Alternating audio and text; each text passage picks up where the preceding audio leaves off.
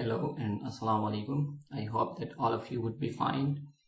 Today, our topic of the lecture is on the origin and the development of the English drama. We'll study the rise and the development of the drama in the English literature.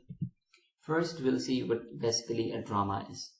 Drama is basically a literary composition or a type of literature that is meant to be performed, that is intended to be performed on the stage before an audience, before the spectators. You people know very well that in the old English literature, there was no production of the drama. The writers were all the poets, and they usually wrote poetry, and there was no production of the drama. And this English drama started in the medieval age, in the Middle English period, in the late 12th century and in the early 13th century. And behind the rise, behind the origin, behind the birth of the English drama, the prominent elements were basically religious elements. What were those religious elements? Like the Bible was in Latin language, and the common people could not understand the meaning of the Bible, the meaning of the teachings of the Bible, because it was in Latin language and very few could understand it. So the clergy, the priests, the church councils wanted to have a solution for it, and they tried to find out the new methods of teaching, the teachings of the Bible to the common people. And what was that new method? They started performing the stories of the gospel, the stories of the Bible on the stage. Means they used to perform the stories of the Bible on the stage before the people so that they could understand it easily. Then there were three types of plays would be performed in the medieval age. The first one was the mystery plays, the second one is the miracle plays, and the third one is the morality plays. What are these plays? The first one is the mystery plays. In the mystery plays, the stories were usually from the Bible. In this kind of plays, the stories, the incidents, or the events were taken from the Bible. And the main focus of these kinds of plays was on the life of Jesus Christ, the life of Virgin Mary, and the creation of the world and the fall of Lucifer. And the actors that would perform in these kinds of plays were usually monks and priests.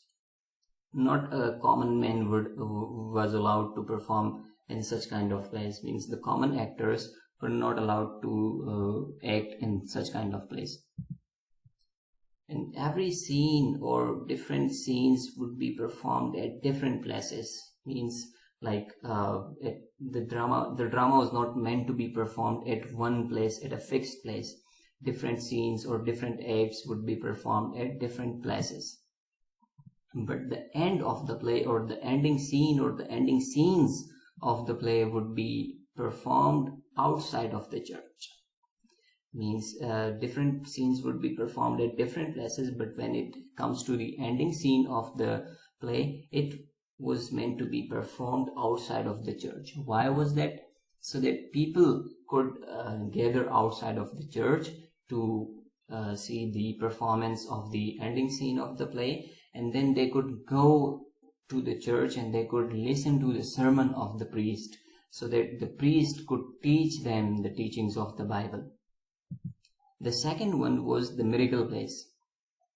In the mystery plays, the focus was on the stories from the Bible. The focus was on the life of Jesus Christ and Mary. But in these kinds of plays, in the miracle plays, the focus was on the lives of saints, martyrs, or holy persons. Means their lifestyle was shown. And what was mainly focused, that were the events and incidents that led the one to be a saint or a holy person. And the primary aim of these kinds of plays was to persuade the people to devote their life to religion, so that they can follow the same things that the saints or the martyrs or the holy persons have been doing all their life. In this miracle plays, the examples are Saint Nicholas. It is It is a play, a miracle play. And another example is Saint George and the Dragon. The third kind of the plays that would be written in the medieval age is the morality plays. In the previous two types of the dramas, in the mystery and the in the miracle plays, the actors were usually the monks and the priests, but in the characters and the characters in those plays were taken from either from Bible or were the saints and the holy persons. But in the morality plays, the characters are the abstract ideas. Means the abstract ideas are represented as characters. In the previous two types of the plays, like the saints, martyrs, or holy persons, or Jesus Christ, or a Virgin Mary, they are represented as characters. But in the morality plays, the abstract ideas are represented as characters. What are those abstract ideas? These are virtues and vices, sin and repentance, good and evil. These abstract ideas are shown as the characters. And what is the main focus of this kinds of plays? The main focus was on the conflicts within human soul in choosing between good and evil, virtues and vices, God and the devil. This kind of plays showed the glorification of the Christian life and death. This showed that Christian soul is immortal. And the main purpose is didactic, means it had a moral lesson at the end of the play. It had a moral lesson. And ultimately, the ultimate purpose of this kind of plays was the teaching of Christian faith. The examples of the morality plays are Everyman, and another example is The Castle of Perseverance. And all three types of plays are known by the names of the places where they were performed. Means this morality plays, mystery plays, and miracle plays, they all are known by the names of the places they were performed in. What are the names of those places? These are York, Coventry, Chester, and Wakefield, Newcastle, and Norwich. This York cycle represents all those plays that were performed in York. And the Coventry cycle represents all those plays that were performed in Coventry. And same is the case with the other four as well. Chester cycle represents the plays that were performed in Chester, and so on. Then there is the transformation in the plays. Means in these three types of plays, in mystery plays, miracle plays, and morality plays, a common man was not allowed to act, and all the actors were priests or monks. But if a priest could not act in a play due to some reasons, due to illness or due to any other reason, then a common man, a common actor would act in the plays. That's how a common man got entry in such kind of plays. And then the common man proved himself as better actor than the priests, and the people and the priests themselves realized that some common actors could act far more better than the priests. And this gave rise to the number of the common actors in such plays. And within the rise, just because of the rise of the common actors in such plays, the subject of the plays also started changing from religious matters to social problems or social human life. Before this, the subject matters were religious in these kinds of plays, but when a common man got entry in such plays, the subject matter also started changing. Then the common actors, then a time came that the common actors replaced the priests completely. Means all the actors then would be the common actors.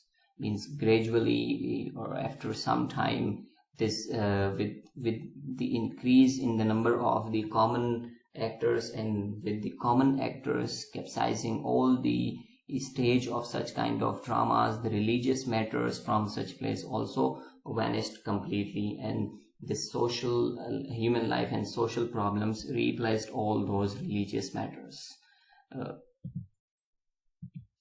And then because of the influence of the Renaissance, tragedies and comedies also emerged in English literature. You know very well that what are tragedies and what are comedies. Tragedy is a serious play with an unhappy ending, with a lot of bloodshed, with a serious theme, with disasters and with the fall of the protagonist, while comedies are light plays with happy endings and with usually the theme of love. And Royster Doyster, with this emergence of comedies and tragedies in English literature, Royster Doyster, that was written in 1553 by Nicholas Udall, is considered or is regarded to be the first English comedy, the first comedy in English literature, while Gorboduc, that was written around 1561 or 62 by Thomas Norton and Sequille, is considered to be the first English tragedy. It is regarded as the first tragedy in the English literature. Then with the passage of time, or gradually, the English drama flourished in the Elizabethan era especially, that is from 1558 to 1603.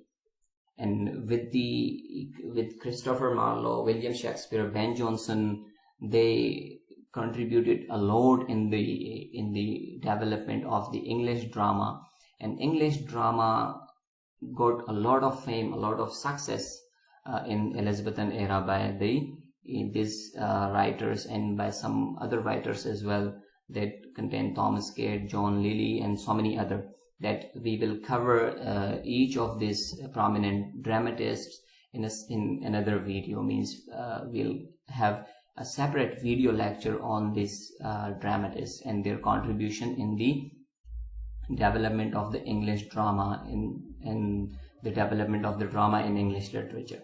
And just because of their contributions in the English drama, this Elizabethan era is also known as the golden age of literature, and especially the golden age of drama.